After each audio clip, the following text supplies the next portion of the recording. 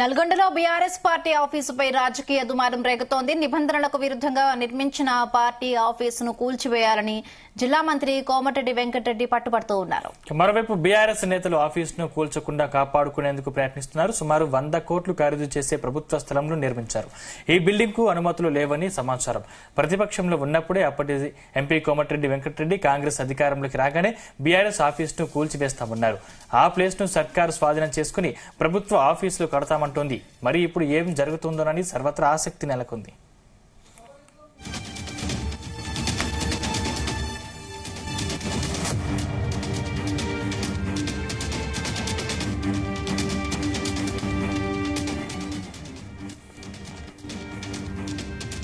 రైట్గా Nalgonda BRS party office పై దుమారం రేపుతోంది. ఇప్పటికే మంత్రి కోమటిరెడ్డి రాజగోపాల్ రెడ్డి ఆఫీస్ పై కూల్చివేయాలని కూడా అధికారులకు సూచించిన నేపథ్యంలో అటు బీఆర్ఎస్ నేతలు కూడా ఆఫీసును కాపాడుకునే ప్రయత్నాలు మొదలు పెట్టాయి.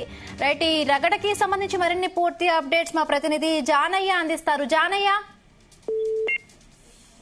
హిమబిందు కాంగ్రెస్ పార్టీ అధికారంలోకి రాగానే మంత్రి కోమటిరెడ్డి వెంకటరెడ్డి ఏదైతే బీఆర్ఎస్ పార్టీని టార్గెట్ చేస్తూ ఆయన చేస్తున్నటువంటి కామెంట్లు బీఆర్ఎస్ పార్టీని టార్గెట్ చేస్తున్నట్టుగానే ఉన్నాయనేది ఒక రాజకీయంగా చర్చ సాగుతుంది. ఈ పరిస్థితుల్లో ఏదైతే కోమటిరెడ్డి వెంకటరెడ్డి గతంలో కూడా హైదరాబాద్ లో ఉన్నటువంటి బీఆర్ఎస్ పార్టీ కార్యాలయాన్ని కూడా కూల్చివేయాలి, అనధికారికంగా ఆక్రమించి నిర్మించారని చెప్పి ఆయన ఏదైతే రాష్ట్ర పార్టీ బీఆర్ఎస్ పార్టీ కార్యాలయాన్ని కూడా కూల్చాలని చెప్పి ఆయన వ్యాఖ్యానించడం జరిగింది. అయితే ఆయన నల్గొండ నియోజకవర్గం నుంచి ఎమ్మెల్యేగా గెలుపొందారు. నల్గొండ నియోజకవర్గానికి సంబంధించి నల్గొండ పట్టణంలో అత్యంత ఖరీదైనటువంటి ప్రభుత్వ స్థలాన్ని తక్కువ మొత్తంతో బీఆర్ఎస్ పార్టీ ప్రభుత్వం, అప్పుడు ఉన్నటువంటి బీఆర్ఎస్ ప్రభుత్వం అప్పనంగా కొట్టేసిందని అక్కడ నిర్మించినటువంటి బీఆర్ఎస్ పార్టీ ఆఫీసును కూల్చివేయాలని చెప్పి ఇప్పటికీ దాదాపుగా 3 సార్లు ఆయన వ్యాఖ్యానించడం, అధికారులను ఆదేశించడం జరిగింది. అధికారుల పైన కూడా సీరియస్ కావడం జరిగింది. ఇదంతా కూడా రాజకీయంగా ఆయన గతంలో కూడా బీఆర్ఎస్ పార్టీకి సంబంధించి రాష్ట్ర వ్యాప్తంగా ఉన్నటువంటి బీఆర్ఎస్ పార్టీ కార్యాలయాలు అనధికారికంగా విలువైన ప్రభుత్వ భూముల్లో నిర్మించారు, వీటినన్ని కూడా కూలగొట్టిస్తామని చెప్పి ఆయన వ్యాఖ్యానించడంతో ఈ రాజకీయ దుమారం లేచింది. అయితే గతంలో ఆయన ఎమ్మెల్యేగా ఉన్నప్పుడు అదే అధికారంలో ఉన్నటువంటి బీఆర్ఎస్ పార్టీ నల్గొండలో కావచ్చు, ఇటు సూర్యాపేట, యాదాద్రి భువనగిరి 3 జిల్లాలకు సంబంధించినటువంటి జిల్లా కేంద్రాల్లో బీఆర్ఎస్ పార్టీ జిల్లా కార్యాలయం నిర్మించుకునేందుకు ఏదైతే ప్రభుత్వం నుంచి వాళ్ళు లీజుకు 99 సంవత్సరాలకు లీజుకు తీసుకోవడం జరిగింది. దానికి సంబంధించి కూడా వాళ్ళు అధికారికంగానే అప్పటి కేబినెట్ ఆమోదంతో సిసిఎల్ఏ నుంచి కూడా వాళ్ళు అనుమతి పొందినట్లుగా కూడా బీఆర్ఎస్ పార్టీ నాయకులు చెప్తున్నారు. అయితే ఇదంతా కూడా వాళ్ళు బీఆర్ఎస్ పార్టీని టార్గెట్ చేస్తున్నారనేది ఇటు బీఆర్ఎస్ పార్టీ నేతలు వ్యాఖ్యానిస్తున్నప్పటికీ కోమటిరెడ్డి చేసినటువంటి వ్యాఖ్యలను నల్గొండ మాజీ ఎమ్మెల్యే కంచర్ల భూపాల్ రెడ్డి కూడా తిప్పుకొట్టారు. ఆయనకు సవాల్ చేస్తున్నట్టుగా, మీరు అధికారులకు చెప్పడం కాదు, మీరే వచ్చి కూల్చండి అని కూడా ఆయన సవాల్ విసిరడం జరిగింది. ఇదంతా ఒక ఎత్తు అయితే, మరోవైపు ఎట్టి పరిస్థితుల్లో బీఆర్ఎస్ పార్టీ కార్యాలయాన్ని కాపాడుకోవాలనే ఉద్దేశంతో బీఆర్ఎస్ నేతలంతా కూడా లీగల్ గా ప్రొసీడ్ కావడానికి కూడా సిద్ధమవుతున్నారు. కోర్టుకు వెళ్లే అవకాశం కూడా కనబడుతున్నట్టుగా టీఆర్ఎస్ పార్టీలో చర్చ సాగుతుంది. అయితే నల్గొండ పట్టణంలో హైదరాబాద్ రోడ్ లో ఉన్నటువంటి అతి ఖరీదైనటువంటి ఈ స్థలంలో బీఆర్ఎస్ పార్టీ నిర్మాణం చేపట్టడం జరిగింది. దానికి బీఆర్ఎస్ పార్టీ ఫండ్ తో పాటు అప్పుడు ఎమ్మెల్యేగా ఉన్నటువంటి కంచర్ల భూపాల్ రెడ్డి కూడా కొంత అమౌంట్ తోటి దాన్ని నిర్మాణం చేపట్టడం జరిగింది. కానీ అది ప్రారంభం కాకముందే ప్రభుత్వం మళ్ళీ వస్తుంది అనుకున్నారు. వాళ్ళు వచ్చిన తర్వాత ప్రారంభించుకుందామనే ఆలోచనతో ఉన్నారు. అయితే అప్పటికి ప్రభుత్వం రాకపోవడం, అది ఓపెన్ కాకపోవడం జరిగింది. అయితే కేవలం ఏదైతే అప్పుడు నిర్మించినటువంటి ఈ నిర్మాణానికి సంబంధించి డిటిసిపి అప్రూవల్ కూడా వాళ్ళు దరఖాస్తు చేసుకున్నట్లుగా బీఆర్ఎస్ పార్టీ నేతలు చెప్తున్నారు. కానీ దానికి సంబంధించినటువంటి అప్రూవల్ కూడా పొందలేకపోయారనేది దాని ప్రకారంగా వీళ్ళు అక్రమ నిర్మాణం చేపట్టారు. దీన్ని కూల్చాలని మంత్రి కోమటిరెడ్డి వెంకటరెడ్డి మున్సిపల్ కమిషనర్ కు ఆదేశాలు ఇవ్వడం, 2 సార్లు జిల్లా కలెక్టర్ సమక్షంలోనే ఆయన ఆదేశాలు ఇవ్వడం.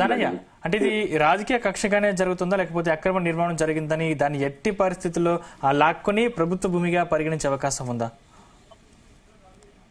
అంటే ఏదైతే ఈ ఆగ్రోస్ సంబంధించిన ప్రభుత్వ భూమిని దాదాపుగా 3,50,000 రూపాయలకి 2 ఎకరాల స్థలాన్ని అప్పుడు కేబినెట్ ఆమోదించి సిసిఎల్ నుంచి వాళ్ళు తీసుకోవడం జరిగింది. దాని విలువ దాదాపు కోట్ల మీద ఉంటుందనేది, కోట్ల విలువైనటువంటి ప్రభుత్వ భూమిని ప్రభుత్వ అవసరాలకు విద్యా సంస్థలు గానీ ఇతర కార్యాలయాలు నిర్మించుకునేందుకు ఇవ్వాల్సి ఉంటుంది అనేది వెంకటరెడ్డి చెప్తున్నప్పటికీ ఏదైతే నిబంధనల ప్రకారమే మేము తీసుకున్నాం అనేది బీఆర్ఎస్ పార్టీ నేతలు చెప్తున్నారు. అయితే నేను అమెరికా పర్యటన ముగించుకొని వచ్చే వరకు ఈ నెల 11 వరకు ఖచ్చితంగా బిల్డింగ్ కూల్చాలనేది అధికారులను తీవ్ర స్థాయిలో ఆయన అధికారుల తీరుపైన మండిపడడం, నోటీసులు ఇవ్వమంటే ఇవ్వడం లేదని కూడా ఆయన వ్యాఖ్యానించడం, చివరిగా కలెక్టర్ కూడా ఆయన ఖచ్చితంగా దీని మీద మీరు యాక్షన్ తీసుకోవాలని చెప్పి కలెక్టర్ ని కూడా ఆయన కోరడం జరిగింది.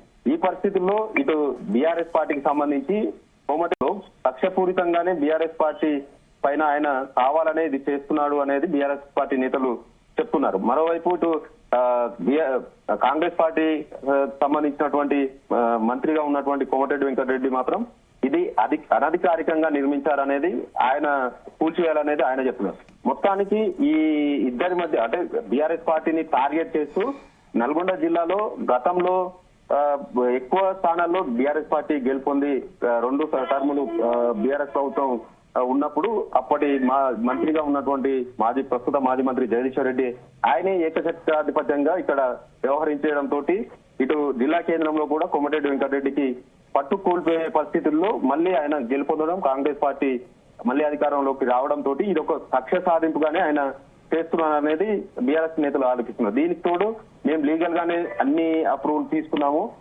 లీగల్ గా నిబంధనల ప్రకారంగా తీసుకున్నాము, అవసరమైతే ఏదైతే అనుమతి లేకుండా నిర్మించినటువంటి బిల్డింగ్ కు సంబంధించి అపరాధ రుసుముతో కట్టడానికి కూడా సిద్ధంగా ఉన్నామనేది బీఆర్ఎస్ నేతలు చెప్తున్నారు.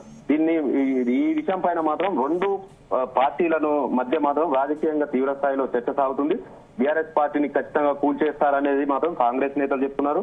బీఆర్ఎస్ పార్టీ కార్యాలయాన్ని కూల్చకుండా కాపాడుకోవాలనేది బీఆర్ఎస్ నేతలు వాళ్ళ ప్రయత్నంలో వాళ్ళు ఉంటూ లీగల్ గా పోదామనే విషయంలో కూడా పార్టీ నేతలంతా కూడా చర్చించుకుంటున్నారు. మొత్తానికి ఈ వ్యవహారం అంతా కూడా రాజకీయంగా రాష్ట్ర స్థాయిలో తీవ్ర చర్చకు దారితీసింది. చూడాలి మరి ఈ కోమటిరెడ్డి వెంకటరెడ్డి అమెరికా పర్యటన ముగించుకొని వచ్చేసరికి అధికారులు మరి బీఆర్ఎస్ పార్టీ కార్యాలయాన్ని కూల్చివేస్తారా లేదా దీనిపైన ఎలాంటి చర్యలు తీసుకుంటారా అనేది వేచి చూడాల్సిన అవసరం ఎంతైనా ఉంది.